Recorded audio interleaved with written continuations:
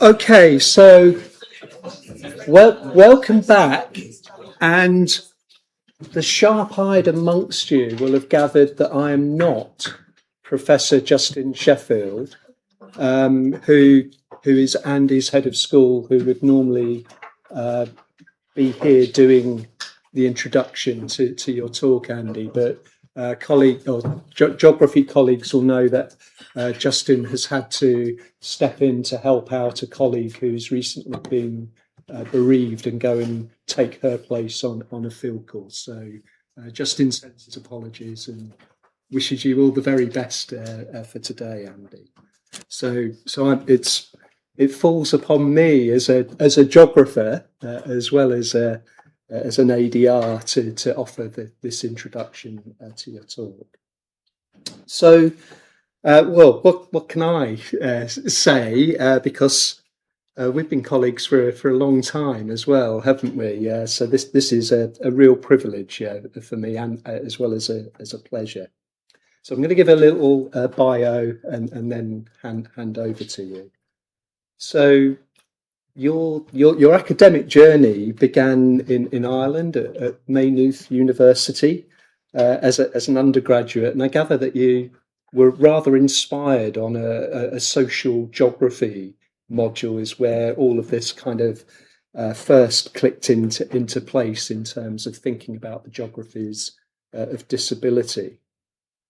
That theoretical introduction then became a little bit more personal and practical, because then in a gap year or a period between your undergraduate and postgraduate studies, you spent some time working with a disability organisation. And I think we'll see in your talk the legacy of that coming through very strongly. And in particular, it was in that time where you came across this very influential and important dictum that there's a fundamental principle about for disabled people, nothing about us without us, that really captures that sense of the importance of including people with disabilities in the process of their care, which resonates with some of the other themes that we've heard today. You then did your PhD at Maynooth in the early 2000s, so I'll leave it vague so we don't pin you down precisely. I think that was under Professor Rob Kitchin, looking at the complex geographies of care.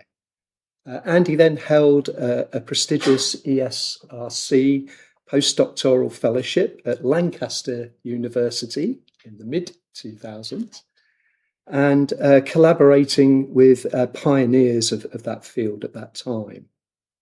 And then moved back to Ireland, to the University of Galway, to the Centre for Disability Law and Policy. And your work there, Andy, I think it coincided with a really important era of international policy development, in particular around the UN Convention on the Rights of Persons with Disabilities.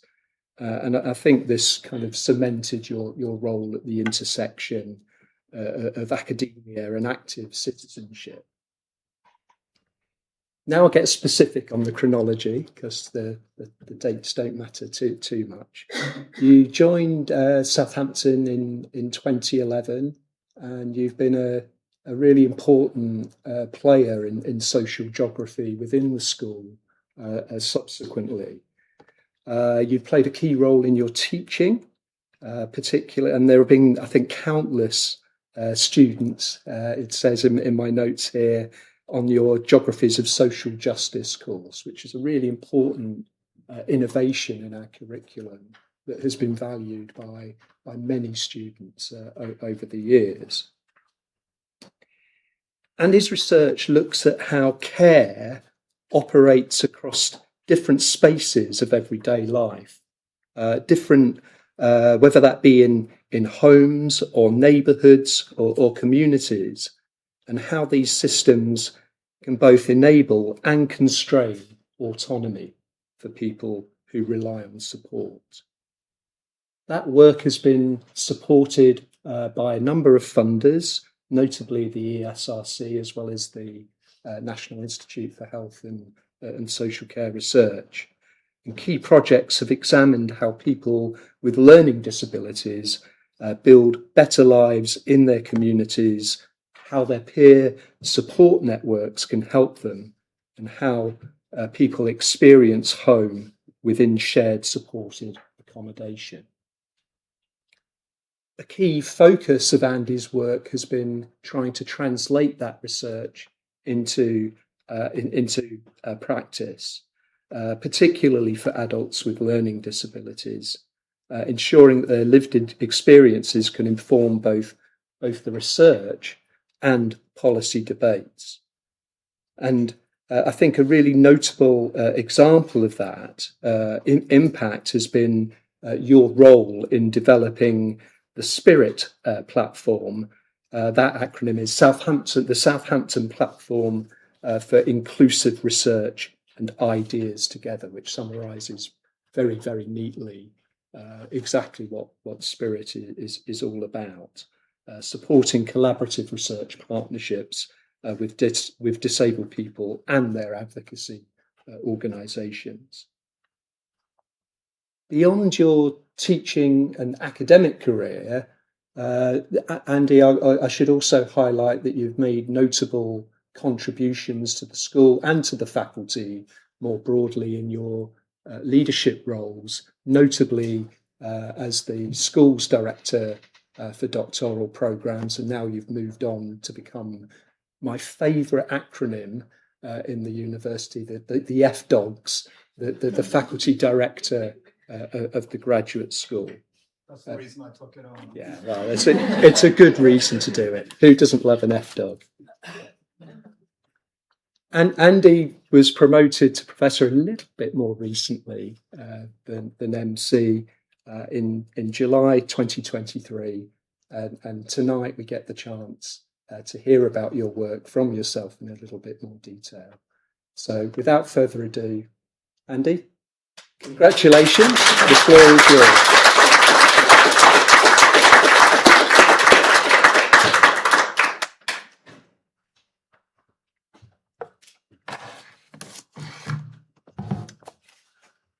So thank you so much, Steve. It's been a huge privilege to have been given the opportunity to deliver my inaugural lecture. So thank you very much for your support of the series. And also thanks to Steph and the FOS team, working behind the scenes and supporting this. So thank you to colleagues for coming out on this lovely sunny afternoon, and to friends, family, colleagues online. And it's a really nice moment as well to kind of really see the parallels with the work that you've been doing, MC. I was kind of doing a mental bingo list of key things like personalized care, and also thinking about the role of the neighborhood. I'm embarrassed to say, though, that as a geographer, I didn't include any map. So you've done one better than me there with your neighborhood map. So my talk this afternoon is about the geographies of care. So at its simplest, it's really about how care and support shape everyday lives, but also how it really shapes the places that people inhabit. So, if we think about the systems of care and support, how they can enable belonging, autonomy, empower people, but at the same time, care can often unintentionally disempower or constrain people's lives. So from the home, the community, these everyday places that people use and occupy in their lives. My kind of opening provocation is that I argue that care itself is a form of place making. So over the course of my talk, I'll reflect on that and kind of draw on some examples from my research of why that matters. So geographers in the room are looking mildly curious at this. I thought I would start my talk becoming professor back in 2023 has been, of course, a tremendous honor and a moment of real pride, particularly knowing the people, so some of whom are in the room today or online, that I've collaborated with, and the projects that have underpinned my research that have made this journey possible. But I thought I would start my talk with this solitary photo that, if you ever visit Maynooth University, one of the national universities of Ireland, it's about 20 miles west of Dublin, you might happen upon this photo. It's the only photo along a fairly blank corridor beside the university's registrar's office. And this is a photo that I didn't even know at the time. This was taken on my PhD graduation day back in 2005, to give you an idea of some sense of how long I've been in this area of work. But it's a particularly poignant moment here that this is a photo with my dad, who subsequently passed away some years later. So, you know, it's a really nice moment to mark. And I'm sure he'd equally be very proud of today's occasion. But I have discovered there are several other Andrew Powers. All apparently doing quite well for themselves. We've got a partner at Deloitte, CEO of Digital Realty, and Vice President for Equality and Diversity. They've clearly taken more lucrative branches of the Andrew Power career tree. I became a social geographer. Maybe a little bit more financially questionable, but for me, at least, this has been something that has really held my intellectual, or my curiosity ever since. As Steve hinted, this all began back some years before this by taking a gap year after my undergraduate degree. So I studied anthropology and geography. It's a joint degree. And basically, I spent this gap year bumming around, surfing off the west coast of Ireland, so Donegal, Sligo, just as proof. This is a photo. But the eagle-eyed amongst you probably can spot that this is not taken in Donegal. Firstly, I'm wearing board shorts. Secondly, it's not raining. So the reason I'm just highlighting that is this was a pastime that I kind of enjoyed over many years, and it also led me to meet my future wife, Jenny, who is off up to London today for a neurodiversity in business awards celebration. So we've had to kind of compete tonight over like these celebratory occasions. But the reason I'm also just pausing to reflect on this gap year was that what really stood out was the opportunity to work with a newly, at the time, newly founded organization called the National Disability Authority. This organization was the independent statutory body for informing disability policy in Ireland. And they also had a significant connections with the independent living movement overseas. And it was there that I first encountered that mantra which Steve highlighted. And it was an opportunity to work and support disabled activists who really pioneered this idea of nothing about us without us. And this was quite radical at the time, certainly in Ireland. So disabled people were so often excluded from decisions that would shape the care and support that many require. So this also opened up opportunities to reflect on disability policy and really feeding in the voice of disabled people.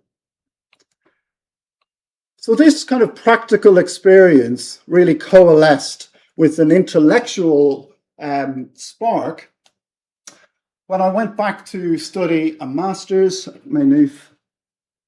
It was at that time then that I first really encountered social geography from Professor Rob Kitchen, who was teaching a module of the topic at the time. And this really led me then to explore some of the tensions that exist within care, which I will explore in due course. So about halfway through my candidature, I was also supported by Dr. Ronan Foley, who was started as a lecturer at Maynooth. And the outcome or the fruits of that initial research were really distilled in a book on landscapes of care. And this was really where I was trying to explore the intersection between disability studies, which many scholars were working very closely with disabled people, but also the geographies of care, and thinking about, well, who are the carers? Who are the family members, the supporters, and how do they kind of navigate the geographies of care?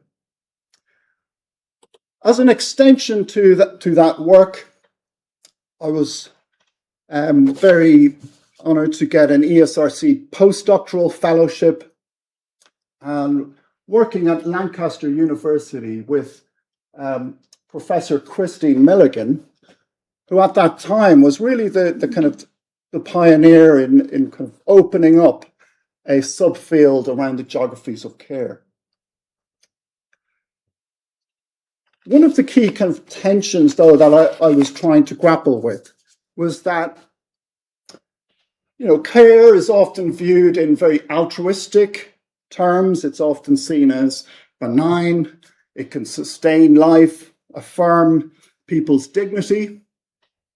It can enable independence and foster belonging.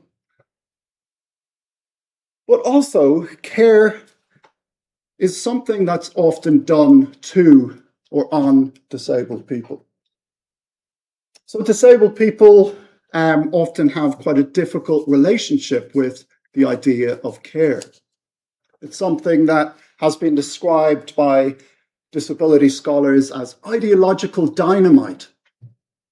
This was a time when New Labour was publishing its Caring for Carers strategy, where a lot of policy focus was moving into kind of recognizing family care as, a specific group that demanded support and policy recognition. So this led me to reflect on how carers are often caught in this difficult bind.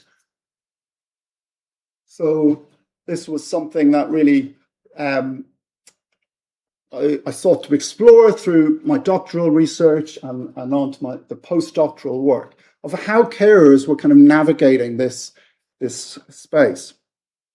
On the one hand, they were caring for the independent lives of their disabled sons or daughters, but equally, they were often kind of bound by kind of feelings of overprotection or constraining the lives of their care recipients.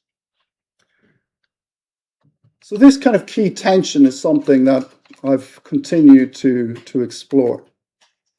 But before moving on, the other kind of key highlight of my time at Lancaster was the illustrious kind of title of sandcastle competition winner at nearby Blackpool. See the beautiful beach in Blackpool in 2008.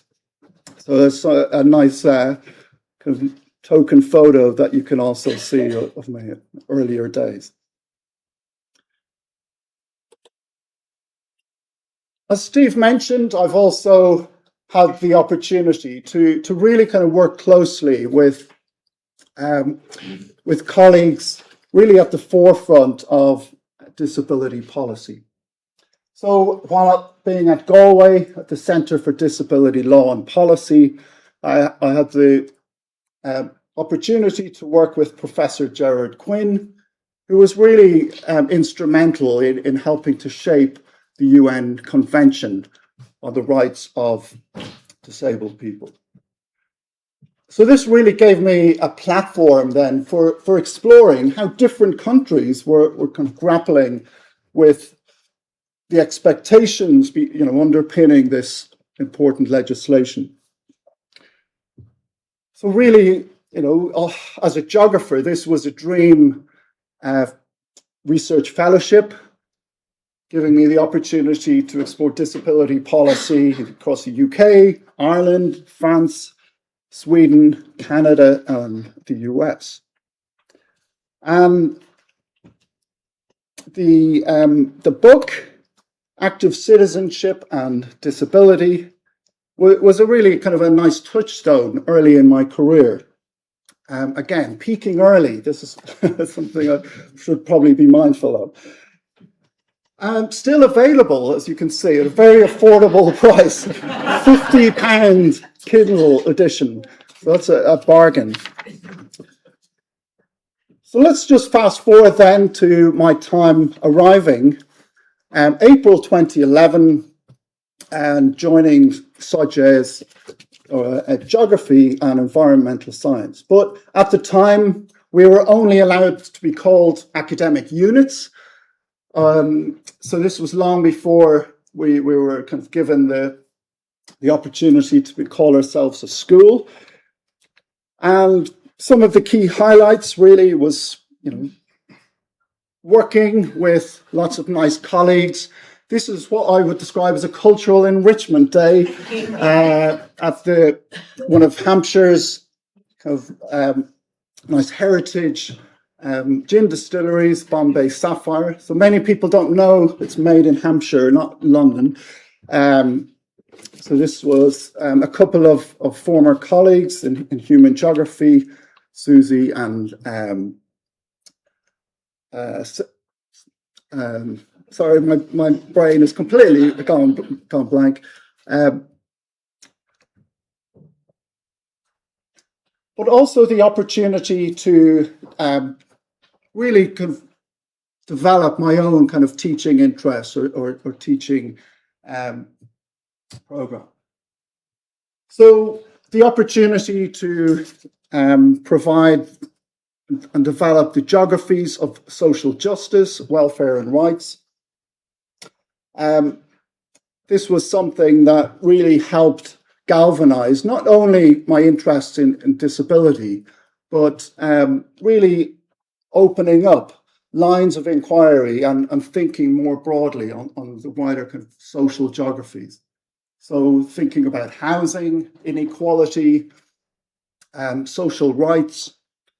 And just to complete your Andy Power reading list, this is very hot off the press, a new course textbook, and something that you could add to your next birthday reading list.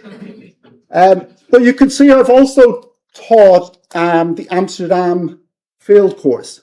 So as you can see, I think here I am here with 60 undergraduate students that we take to Amsterdam every year. And the principal aim of this field course, we might talk about pedagogy, but really it's to try and get the students to come home or get home in one piece. So you could imagine, all of these students roaming around Amsterdam on these bicycles, and some interesting experiences along the way. The other kind of key kind of moment or key highlights during my time at Southampton has really just developing relationships with colleagues overseas and really continuing to work with many of these people.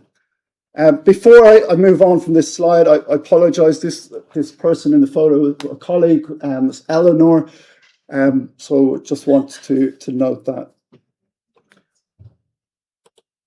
Okay, so I just want to reflect on some of the key research highlights. So with the kind of background and my earlier research preoccupations, by 2015, we were kind of firmly into a period of time where disabled people were facing a more kind of hostile community, or local neighborhoods and communities were really being impacted by austerity cutbacks. And this led onto a very fruitful research collaboration with Professor Ruth Bartlett, who I know will be familiar to many in the room in health sciences. And we were interested in exploring how do disabled people navigate their communities within broader contexts of exclusion. So how does care then manifest in this context? I've chosen this quote just to illustrate that the term sponger is something that sometimes used in certain newspapers. It was a time when there was a lot of pushback about welfare recipients called spongers, skivers, work shy. And Billy is an adult with learning disabilities, talking about these are the types of things his immediate neighbours, living in a social housing council estate, he reflected on and shared. But this was not entirely bleak. So through the project, we were interested in how how the participants were carving out these local safe havens. So as you can see in some of the images here, these were photos that were taken by some of our participants. And you can see these examples of tending an allotment, or dog walks at the park, relaxing at the marina. These were examples where disabled people were carving out places of belonging through repeated encounters in their communities. So this idea of self-building, these safe havens, were described as rays of light by the participants. I recently saw the film I Swear, so some of you might have seen that recent film, and that kind of really echoed the types of things we were kind of hearing. These really kind of trusted allies in the community, working down in the local community centre.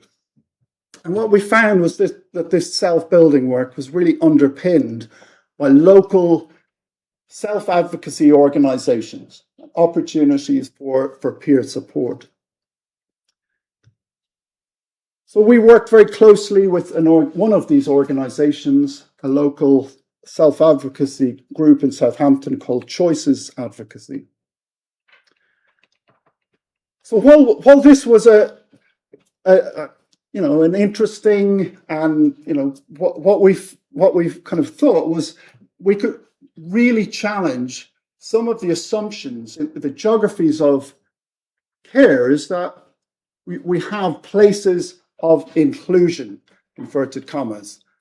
But what we found was people were really having to carve out and kind of make these places through these types of encounters. But building on that work, one of the key areas of frustration was the efforts to try and sustain the research partnerships with the likes of Choices Advocacy, but some of these other organizations that we knew were working across the South Coast. So in order to kind of sustain and embed the participatory research approach, and going back to that mantra of nothing about us without us, I had a very fruitful conversation with Professor Melanie Nind in the School of Education, and she shared similar frustrations. So together we applied for an ESRC Impact Acceleration grant, and that really led us then to be able to establish the Spirit platform, and led us then to be able to not only carry out and co-develop local community events like you can see here, but it also kind of gave us the ability to forge a research agenda and really feed into our kind of future research bidding. So we had our sights on social care policy that was really kind of prioritizing personalization. Okay, so really trying to identify or give people more choice and control in the care and support in their lives. But also this sense of co-production. This was a key kind of hallmark of the CARE Act in 2011. And also it's Scotland with self-directed support. But of course, around this time, we had been through several years of austerity. So what we found was quite a mixed picture. On the one hand, many people with learning disabilities were taking up new community-based opportunities with the opportunities to have more choice and control. But for others, there was a lot of uncertainty. 1 in 4 day centres were closing or were having their funding withdrawn.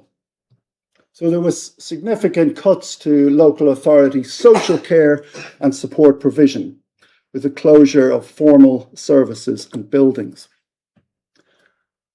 So this is the closest I've gotten to a map, but just to illustrate, this gives you a sense of, with the red box, this would have or represented formal day centres where people are stuck, in this kind of rigid service regime.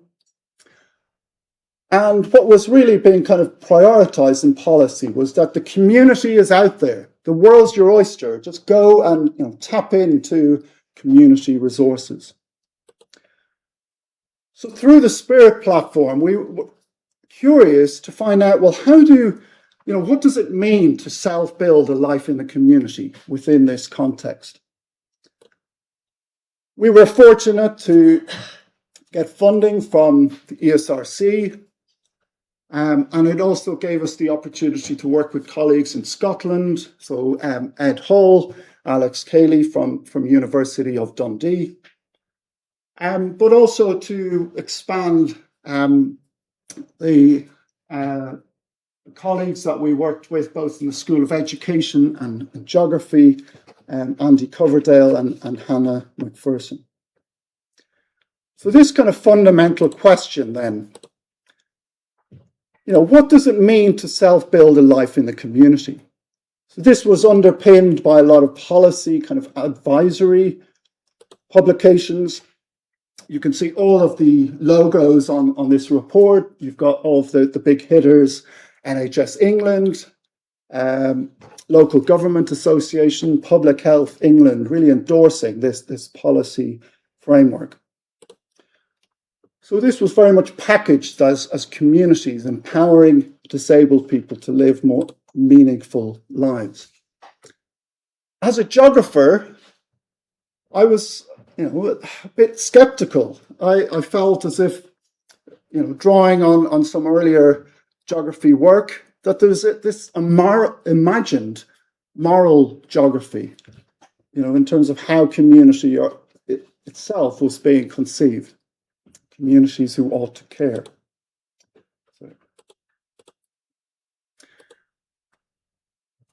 So what does it mean to self-build a life in the community? In many ways, it's very similar to a self-build housing project, minus the hard hats.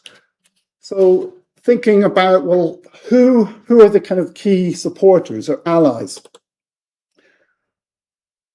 And how do individuals construct their own local support networks and activities from local resources and services in a meaningful way? So really, thinking about this as a form of place making. But like most self-build housing projects, they're rarely done solely alone. So we kind of really understood that the sense of self as a relational concept. So I will show you in a moment. So sometimes by necessity, this was one of the participants sharing what a typical week looks like. And you could basically see all across the week, evenings completely blank, several, and on all weekends, you've just got TV. So these were what adults with learning disabilities were sharing with us. The following quote, one of our researchers asked about the stuff on the weekly planner, picking up on the point that, there's a lot of time chilling out, watching the TV, and asked, was this a choice? And this quote really helps capture that sense of frustration that on the one hand, they're being supported or, being asked to, go out in the community and live meaningful lives. While, the support underpinning that was evaporating.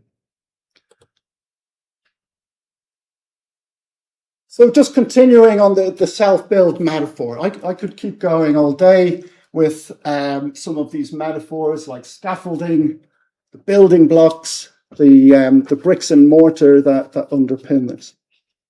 But just in this sense, these are some of the building blocks that many of the peer support organizations were supporting people to develop. And working with colleagues in education, we were also interested in, well, how people are learning these skills, these competences.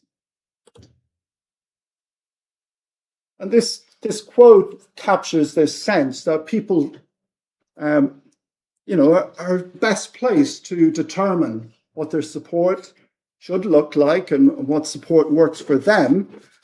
But people need these skills, these capacities, the confidence to know what that support might look like. So one of the key outcomes of this project was really developing a set of resources for the very organizations that were underpinning this. So we developed a toolkit for peer support of self-advocacy organizations, really trying to provide guidance on the types of activities that could underpin these building blocks. We also developed a workshop with Eastleigh College with the social care students. And really getting them to live a day in the life of someone navigating the geographies of care.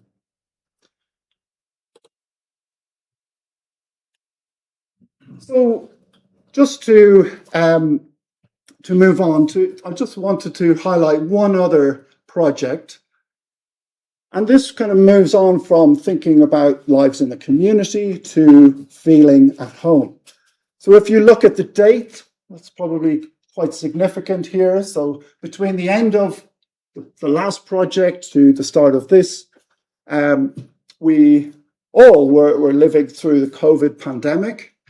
People's relationships with their home was kind of something that many people were forced to reflect on. And this was something that we were curious to explore. This question of what makes you feel at home. So I just wanted to pause and get you to reflect on that question yourself. So it might be the daily habits or routines around the home, the smells of coffee. Or you could be like me, a neurotic dog that you come home to and you realize it's ripped up another cushion. So these associations that we each have with our home was something that led to a very fruitful research relationship with a colleague at King's College London, Deborah Chin. Deborah Chin is a clinical psychologist working in learning disability services, and through her work really began to see that some of these kind of positive associations with the home, both as a feeling, but also the verb of home making. And we were kind of curious to explore that. Well, what does it mean to feel at home within the context of care provision? So these kind of cozy images you can see here are often brought into tension where care is involved. This became, a very kind of personal experience as well. During this time, I had a serious road cycling accident and fractured my hip. And over 2 years, I had 4 different surgeries. And my home became an occupational therapist's office. So, all of the hallmarks of, crutches, shower chairs, perching chairs in the kitchen. So this really brought home then how care can change in the context of care provision.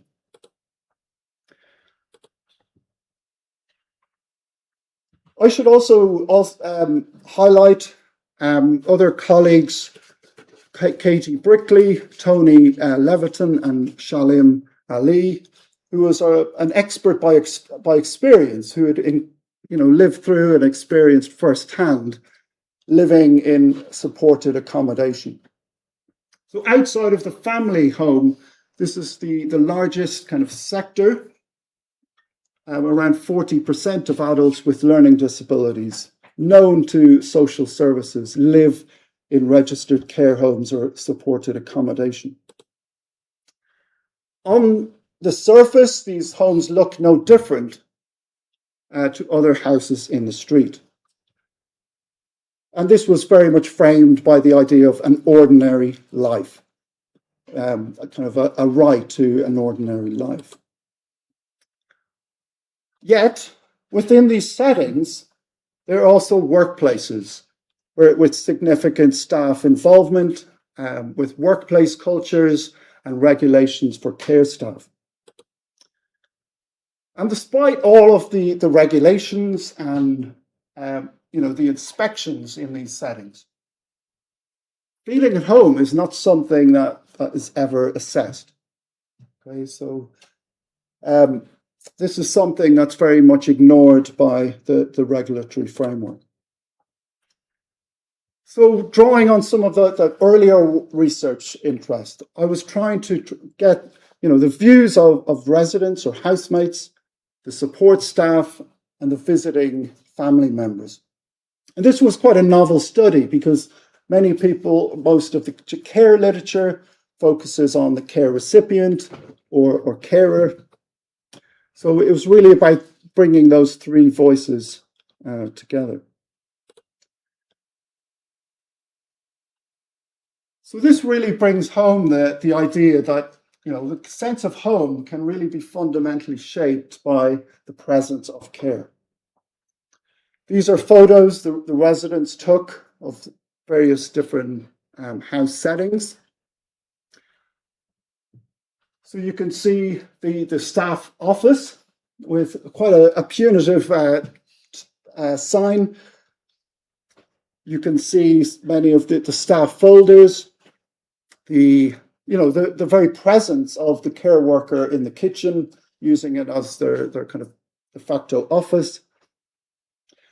So this really helped kind of convey how care is very much appearing in an embodied material form and can lead to the institutionalization of the home.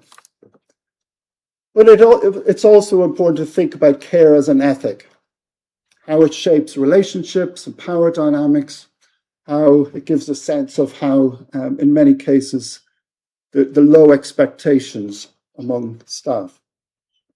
But also, importantly, that it was clear that there was a devaluing of care work within the sector. Throughout the research, we asked staff the question, would you feel at home here? And this proved quite instrumental in kind of drawing out those conversations. We had a staff member who laughed at the question. Many, very clearly just answered in the negative, like, no, clearly not. So this really helped kind of capture the Janus-faced nature of care. On the one hand, the sense of home is fundamentally constituted by the care, but it can also get in the way of feeling at home.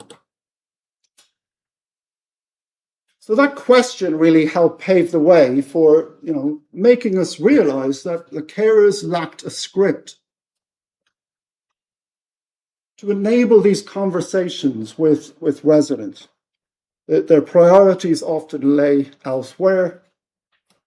So we had a traveling exhibition around the country, highlighting or showing the photos that many people took.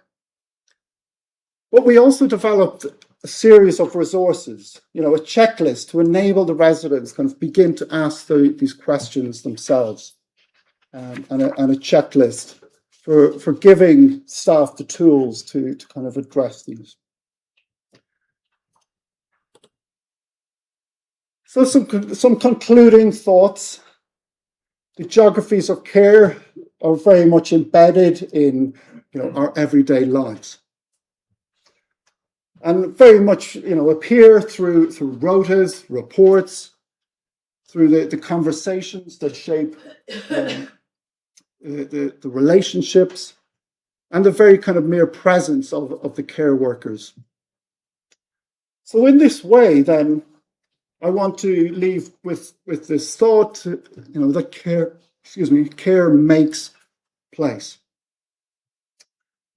It shapes how community and home feels. It can enable belonging or unsettle it, but it is never neutral. Okay, so it's very much structured by power dynamics and can shape different possibilities. So really returning back to my kind of initial thinking about or inspiration, who gets to shape these kind of places, and how whose voice really defines what good care looks like. Before I close, in kind of reflecting on this inaugural lecture, I did want to pause a moment and reflect on the question, what one bit of advice would I give to my younger self? And by way of an answer, I thought I would show these two images side by side.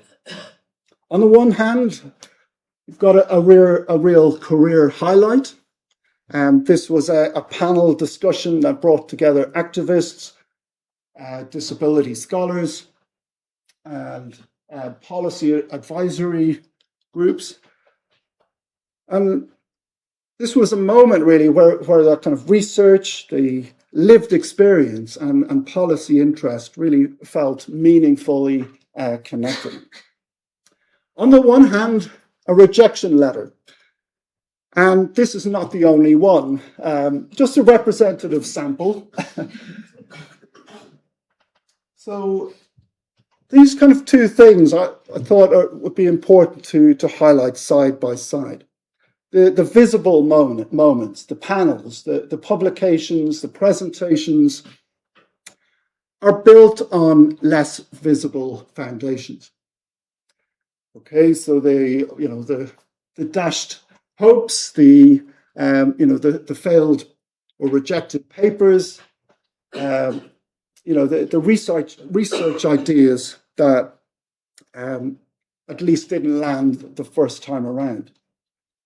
So if there's anything I've learned, it's really that progress in this field, particularly when working in this collaborative way and trying to do research ethically and inclusively, often does take time.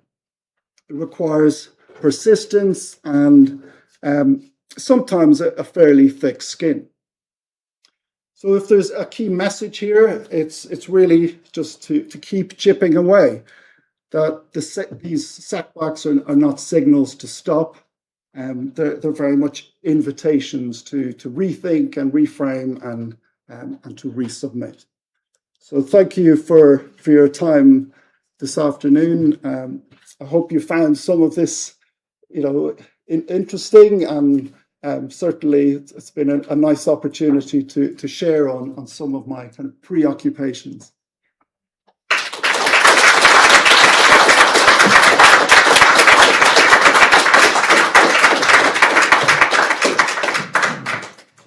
Thank you, Andy. Another fabulous, really thought-provoking set of reflections, both on your career and the research that you've done. Again, we've got some time for questions. So.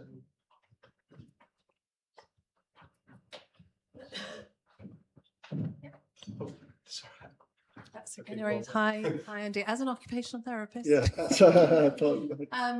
talking to ATs at the moment in social care around how digital technology seems to be transforming some of the care landscape. And I just wondered if if you're starting to see that in some of your research as well. Okay, so I've been working primarily with adults with learning disabilities through my work. What really kind of struck home through the Feeling at Home study was how many people, did not have access to technologies. Many, most wouldn't have had a smartphone. And in many cases, the technologies, there was kind of relics of these technologies. So, things that had been given to the home that were either switched off or broken. So, it was kind of interesting to see that this was still, very relatively recently, still felt quite analog. And that was one of the key skills that many of the peer support organizations were really trying to, give their members more kind of skills and capacity to start using more of these technologies in their lives.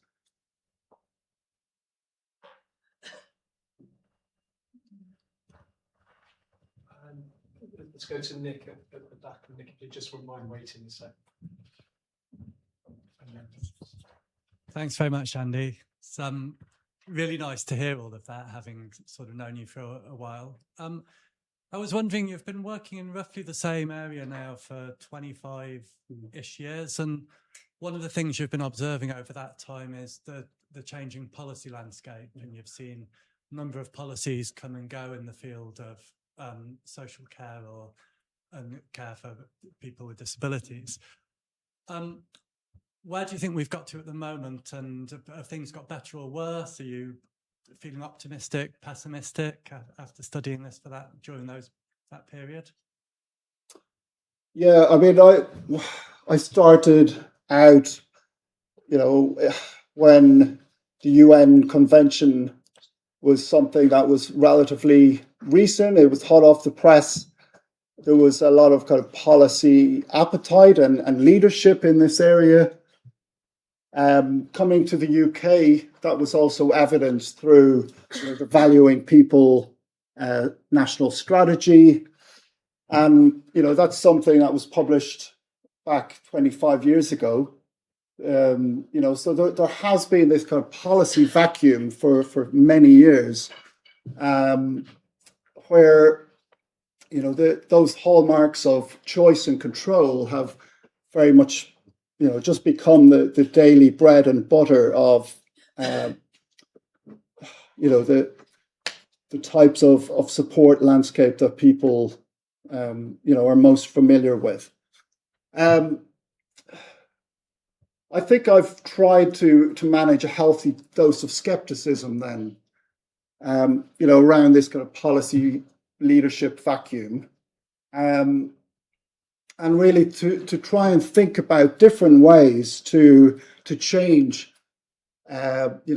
different cultures of care, and thinking about health and care systems to really embed that geography lens. So I've had to kind of change tack in some ways and really try and think about ways to make meaningful differences through, some of these resources that I've highlighted.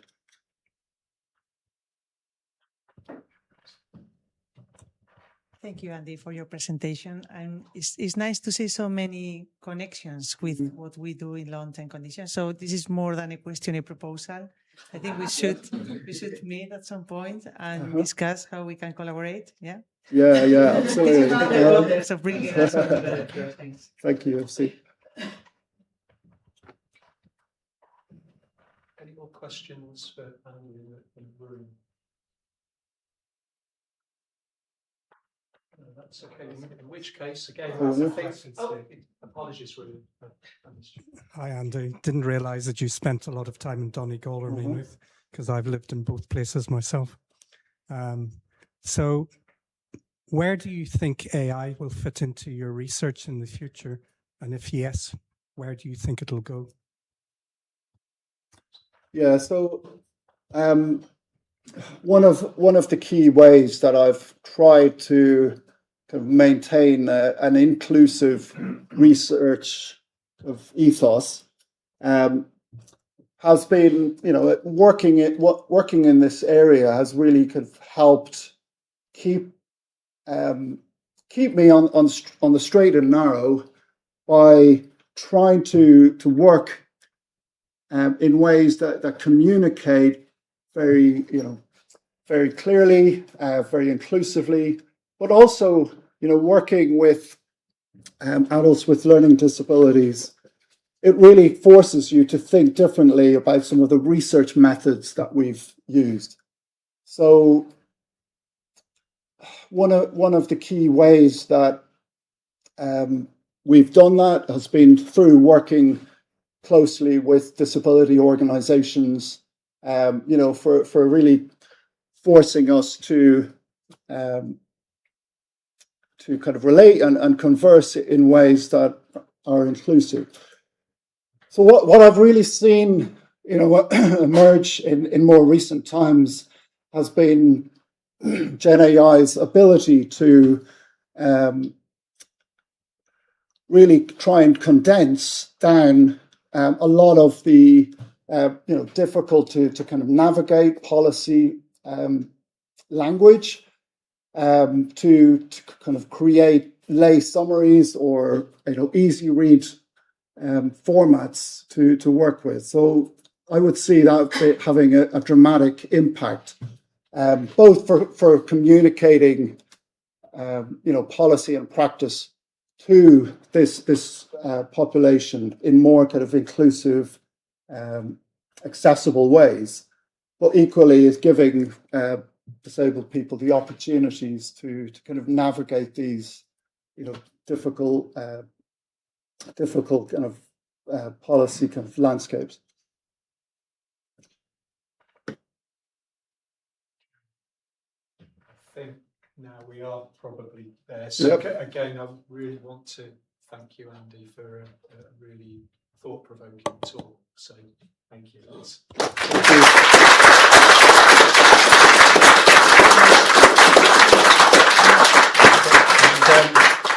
If I may, just before we break and I think we'll be on the ground floor. Oh, it's just outside. Okay, thank you, Steph. I've got a couple of questions for everyone in the room. Who likes food? Hands up. Okay. Who likes diamonds? That's right. In that case, you will love the next lectures in our inaugural series on the 22nd of April in the same place. We have Professor Mark Chapman from Biological Sciences with the title Been There, Done That, talking about food security. Been there, done that. And Professor Tom Gernon from the School of Ocean Nerve Science talking about mantle waves and their influence on diamond formation. So you've committed yourself now to coming. Look out for those lectures. And again, come and join us for some drinks and snacks now. And thanks again to both of our speakers today.